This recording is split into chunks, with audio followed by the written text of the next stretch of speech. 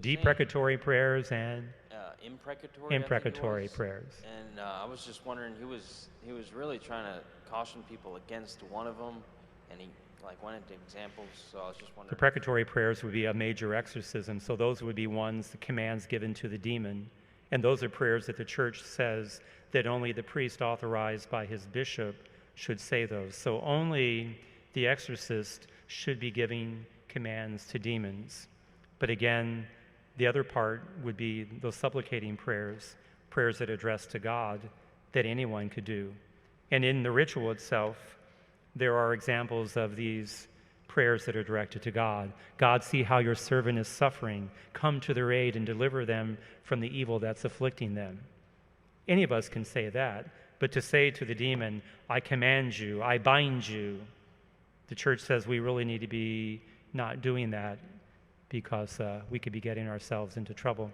Even Cardinal Ratzinger, the future Benedict XVI, in the mid-1980s, cautioned against prayers to God, which anyone may say, and commands to demons, which are reserved to the bishop or the priest. He is authorized to give those commands. I would say that there's some people that would say that they have the right to give those commands by virtue of their baptism. But again, if you're trying to defeat evil by being disobedient to the local bishop, disobedience and fighting the devil don't go hand in hand. A recipe for disaster.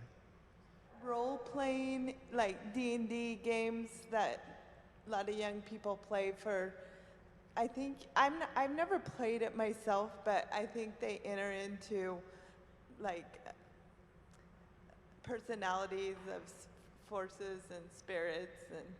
And there's a danger to that again, because we think that it's fun and entertaining, but again, it can be a subtle way that the devil is trying to get a foothold into our lives. You know, the devil is not on any timeline. He's not in any hurry, but his goal is to destroy our lives. And so he can do that through role-playing and whatnot. Again, because it glamorizes evil. We start to think that it's fun and entertaining, but then we start to take on the persona of that character that we're portraying. And what identity should we only have? It's with our relationship with Christ. That's the only identity that should truly matter. Think of John 3:30. He must increase and I must decrease. When we engage in these types of activities, Christ is decreasing and the evil one is increasing. What would the, implications be for St. John Vianney, who is tormented by demons basically his entire priestly life? So what were the, implications surrounding that attack? So saints of the church that are afflicted by evil, you mentioned St. John Vianney. We can think of St. Pio, Padre Pio. We think of St. Paul himself, the messenger from Satan sent to torment him, to keep him from becoming proud. Think of Job in the Old Testament. These are examples of what I would call demonic oppression. Oppression. So God is permitting someone to be tormented by evil as a gift. Now, you might think, did that come with a receipt? Can I take it back? Can I exchange it? But God does allow people to be oppressed by evil as an opportunity for people to show their fidelity to God. Because certainly St. John Vianney did not need an exorcism. It was because of his sanctity and holiness that the devil afflicted him. Padre Pio, there's a little book called The Devil in the Life of Padre Pio. He used to call the devil Old Bluebeard. That was his nickname for the devil. And in that book, Padre Pio writes that one night when he was sleeping, the devil came and was making all kinds of noise in his room, preventing him from getting any sleep, so that the next day he wouldn't be able to greet the pilgrims who came to see him or hear their confession. And he said he rolled over and looked over and said, "Oh, it's only you, old Bluebeard. I thought it was somebody important." And then he rolled over and went back to sleep. It's a great attitude all of us should have, right? Oh, it's only you. I always say the devil's like a cockroach. You flip on the light, and what does the cockroach do? It scurries for the closest crook or crevice that it can hide in. And what's the light that we throw? the light of Christ onto the devil through this particular prayer and ministry of the church. So my dad told me one time that like pieces of jewelry can be cursed. So we have a lot of like, me and my sister have like a lot of jewelry in our room. If a piece of jewelry happened to be cursed or something and we didn't know it, if we got the house blessed, would that take care of it? It would be, because the question would be, if an object is cursed, is it inherently evil? Now, if the jewelry was manufactured to glorify some demon, then yes, it's inherently evil. But if it's just like a general ring, then blessing it is good enough. So you're taking it out of the profane, if you will, and putting it in the sacred. But the question would be, is the object inherently evil? If so, it should be destroyed, such as a Ouija board, for example. But if it's an object that's simply been cursed, it could be blessed and then used.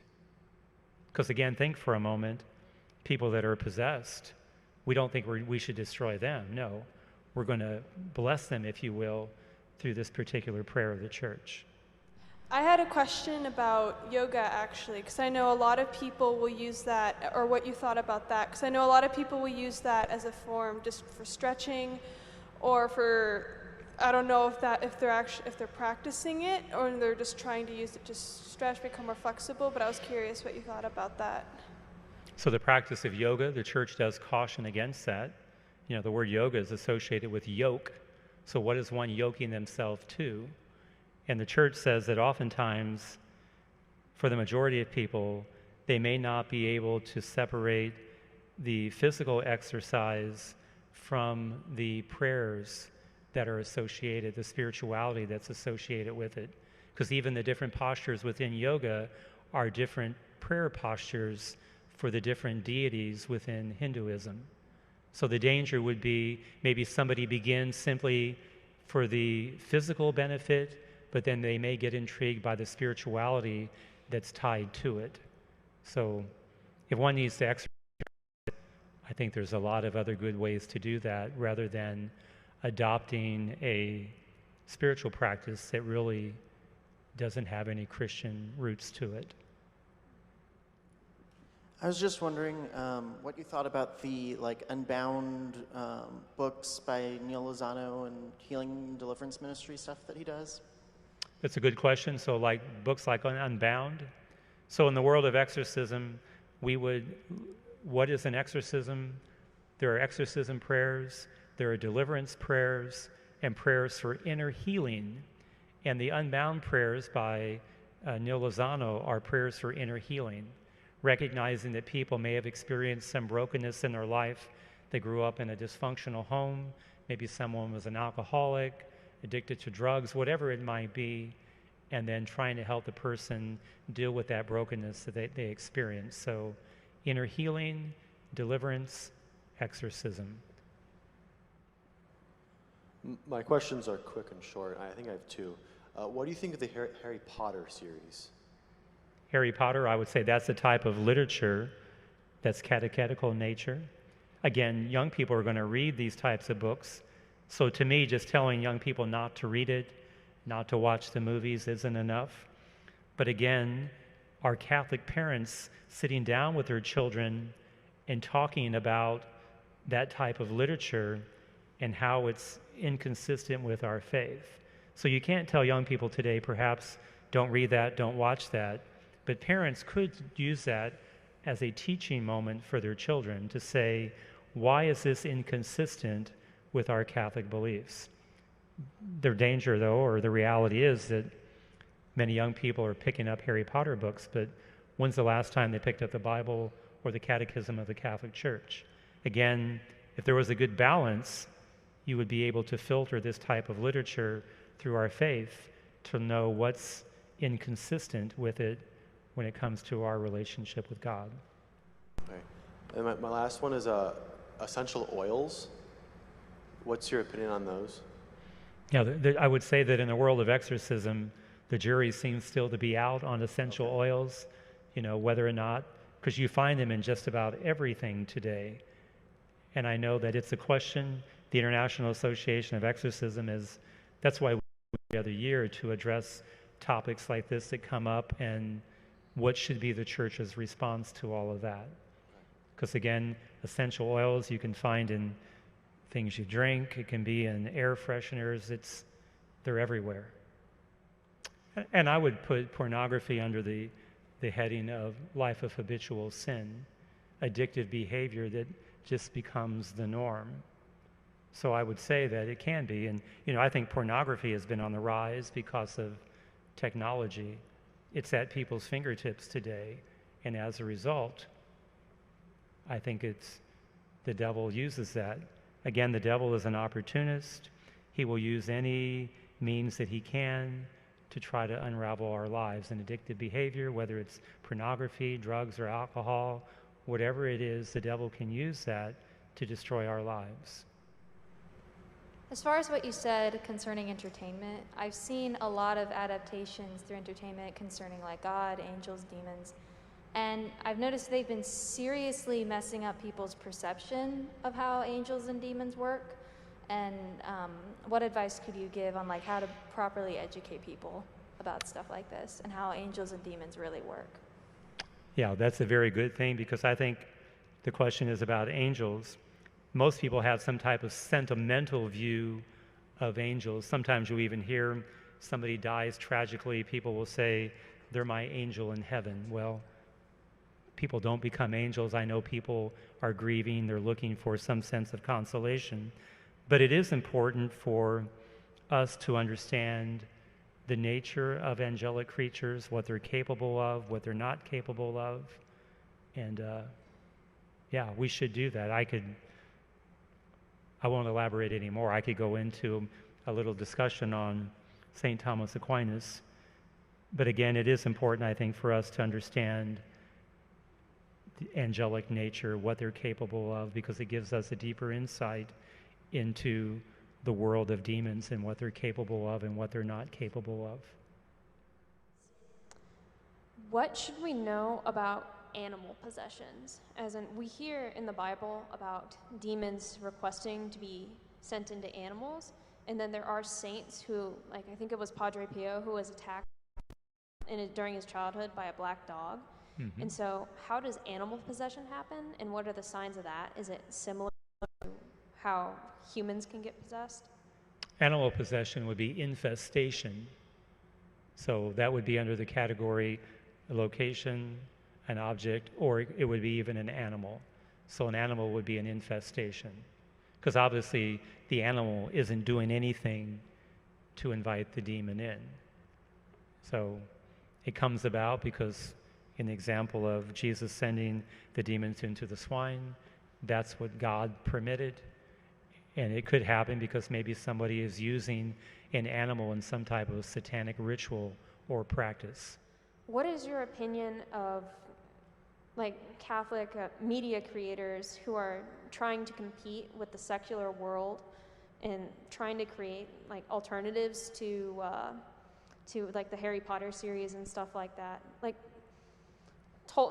writers like Tolkien, mm-hmm. who still managed to write magic systems. And what is your opinion on doing that to make it not the occult, but kind of show that through our made in the image of God, that we can sort of have power that comes from God, like how the saints are, mm-hmm. how the saints still can do amazing things like bilocate and levitate and those sorts of things. I think types of literature that are leading people to God are good, and they're wholesome. Again, they can be a good response to those types of literature that are glamorizing evil. So I would say that those are very positive things if they're helping people to think about their faith and to grow in their relationship with God. So you mentioned the Latin prayers. I was wondering if you can talk more about that, whether if they're more powerful than saying a Hail Mary in English? So the question, is Latin more efficacious than English? Yes. And for me, it's not the language, it's the prayers themselves. So in the New Rite, when it came out in 1998, people said that the prayers didn't seem to be very powerful compared to the way that if you translated the Old Rite into English, it seemed to be more powerful, if you will. That's why it was tweaked again in '04 and '05. I think when we have debates about language and whatever, the devil just really enjoys that. Because ultimately, it's the prayer of the church. And if it's the prayer of the church, that's all that should matter. I knew an exorcist one time who was using the New Rite, and he said that the demon manifested and said, "You're not going to try to get rid of me with that translation, are you?" And so he said he stopped using the New Rite. And so I asked him, and I said, if the devil is the father of all lies, why would you believe anything that came out of the mouth of that person that was manifesting evil?